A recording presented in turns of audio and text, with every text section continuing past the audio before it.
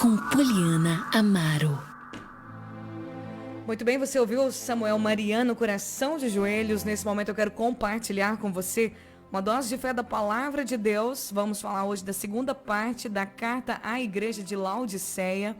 Pegando aqui a partir do versículo 16, aonde Jesus ele exorta a igreja de Laodiceia, mas a exortação, a gente precisa entender que ela tem um propósito de nos encorajar, de nos tirar do caminho errado e nos colocar no rumo certo. A palavra do Senhor diz, lá em Provérbios 4, versículo 25, que nós devemos olhar sempre para frente, manter os nossos olhos fixos no que está diante de nós. No versículo 26 vai dizer que nós precisamos criar, fazer, estabelecer um caminho reto para os nossos pés e nos mantermos na estrada segura, no caminho seguro. Nós precisamos sempre andar no caminho reto, no caminho seguro. E o caminho seguro para a vida eterna é Jesus. Jesus disse, eu sou o caminho, a verdade e a vida. Então, quando falamos exortação na palavra de Deus, não é um chamar atenção, envergonhar, humilhar, não. É encorajar. É falar, olha, você está andando agora num caminho que não vai ser bom para você, mas veja, eu tenho para você uma direção certa. Saia desse caminho que vai te fazer mal e venha para o caminho que eu tenho para você de vida eterna. É importante nós entendermos que a crítica que não mostra a crítica que não mostra uma solução é apenas uma crítica. A crítica deve ser construtiva. Nós aprendemos isso com Deus. Deus sempre, quando Ele aponta algum erro das nossas vidas, Ele sempre nos dá uma saída. Então também devemos aplicar isso no nosso dia a dia, com as pessoas da nossa casa, do nosso trabalho. Ficar só falando que está errado, ficar só criticando e não trazer uma solução, não ajudar aquela pessoa a acertar, é inútil. Se você não tem uma saída, também não fale, não aponte, não critique alguém se você não tem a solução para o problema daquela pessoa. É importante que a palavra de Deus nos ensina que ao apontar algo que a gente fez errado, ela também nos ensina a direção certa. Então a palavra sempre vai fazer isso com a gente. Diz assim, versículo 16, mas porque como água morna, nem quente nem fria, eu o vomitarei de minha boca. Foi aqui que nós paramos ontem. Jesus dizendo para aquela igreja, você não é frio nem quente, você é como uma água morna. Eu vou vomitar você. Existia uma fonte de água naquele tempo, a água morna era tipo uma água saloba, era uma água que não descia, não é igual a água potável que hoje a gente tem.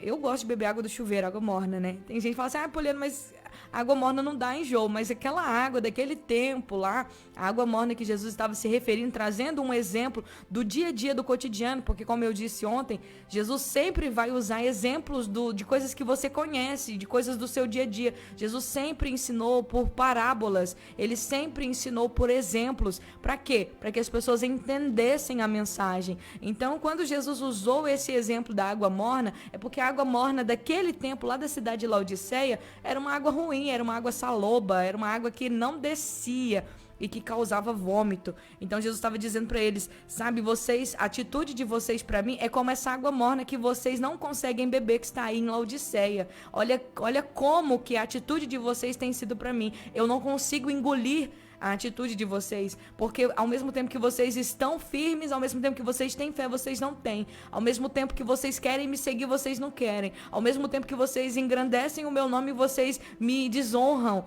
Então a atitude de vocês, para mim, é como essa água saloba, essa água morna, que ninguém consegue beber aí em Laodiceia. Eu também não consigo engolir a atitude de vocês, porque para mim me dá ânsia de vômito.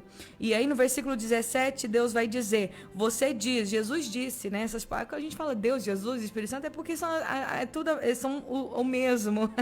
Você diz, sou rico e próspero, não preciso de coisa alguma, não percebe que é infeliz, miserável, pobre, cego e está nu. A igreja de Laodiceia também era uma igreja que dizia que não precisava de nada. Apesar de viver essa vida de mornidão, o problema do morno é esse, que ele acha que está tudo normal. Ele acha que o jeito que ele está levando a vida dele, pulando de igreja em igreja, pulando de liderança em liderança, ele é um andarilho, um nômade, praticamente um nômade espiritual, é independente, não se submete a ninguém, acha que é normal, acha que tudo tá de boa, canta aqui, canta ali, prega aqui, prega ali, mas não se submete, não tem um coração quebrantado. Diz a palavra que ele acha que é rico. Você diz, eles diziam, existiam pessoas nessa igreja que diziam, você diz, rico sou, estou enriquecido, eu não tenho falta de nada. E Jesus diz, você não sabe que você é um infeliz, um miserável, pobre, cego e nu. Aí eu lembro da palavra que está escrito aqui em Provérbios diz, capítulo 3 diz, confie no Senhor de todo o coração, não dependa de seu próprio entendimento. E no versículo 7 diz também, não se impressione com sua própria sabedoria, tema o Senhor e se afaste do mal. Eu e você, como filhos de Deus, nós precisamos sempre depender de Deus em todas as coisas. Não podemos confiar na nossa própria inteligência, na nossa própria sabedoria. Nós devemos temer a Deus e nos afastar do mal. O orgulho, gente, ele está no coração daqueles que acham que são autossuficientes. O orgulho, a soberba precede a ruína, vem antes da ruína, antes de uma pessoa se arruinar, antes de uma pessoa ser destruída, antes de uma pessoa chegar no fundo do poço, porque tem gente que a vida dela é destruída, a vida dela acaba por causa do orgulho. Não é porque Deus está provando, não é porque ela está passando pelo deserto, não, mas é porque ela é orgulhosa, é porque ela deixou o coração dela se engrandecer. Ela pensa que o sucesso é porque ela é boa demais. Ela pensa que o que ela tem, a habilidade para fazer as coisas bem feitas, é dela. E não reconhece que tudo o que ela é do Senhor. Diz a palavra que do Senhor é a terra, a sua plenitude, o mundo e tudo que nele habita. O nosso ser, tudo que temos, que somos e que viermos a ser, é porque Deus nos deu essa capacidade. Nós precisamos reconhecer, a palavra fala, confia no Senhor de todo o teu coração. Não dependa do seu próprio entendimento, não dependa do que você estudou, não dependa da sua sabedoria, não dependa do seu próprio entendimento, mas confia no Senhor de todo o seu coração, porque tudo vem dele. E eu vou te falar, quando nós confiamos no Senhor, Deus nos dá uma sabedoria diferenciada. Quando nós dependemos de Deus, Deus nos dá uma inteligência diferenciada. Deus nos dá o sobrenatural. Ele nos dá uma ideia que ninguém tem. Ele abençoa os nossos caminhos.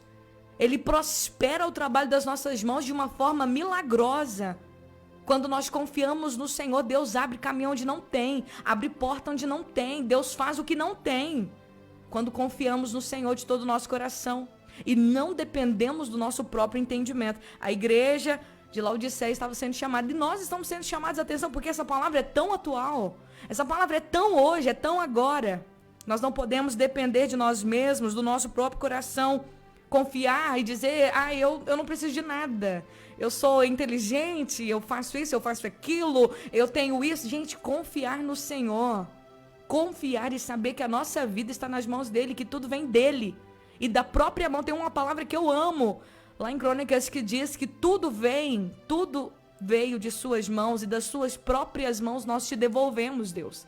Tudo vem das mãos do Senhor, e das próprias mãos dele nós damos a ele a nossa vida, os nossos recursos financeiros, tudo. Nós honramos a ele com a nossa vida. Jesus vai dizer também lá em João 15, versículo 5, eu sou a videira, vocês são os ramos. Se alguém permanecer em mim, eu permanecer nele, ele dará muito fruto, pois sem mim vocês não podem fazer coisa alguma. Sem mim vocês não podem fazer nada. Aí o apóstolo Paulo vai dizer também lá em Filipenses 4:13, que nós podemos todas as coisas naquele que nos fortalece. Sem ele a gente não pode nada, mas com ele a gente pode tudo. Então toda glória, toda honra é para ele, reconhece o Senhor. Então a igreja que Deus deseja, a igreja que Deus se revela, a igreja que agrada o coração de Deus, o filho e a filha que agrada o coração de Deus, é aquele que depende do Senhor, que confia, que reconhece o Senhor em todos os seus caminhos.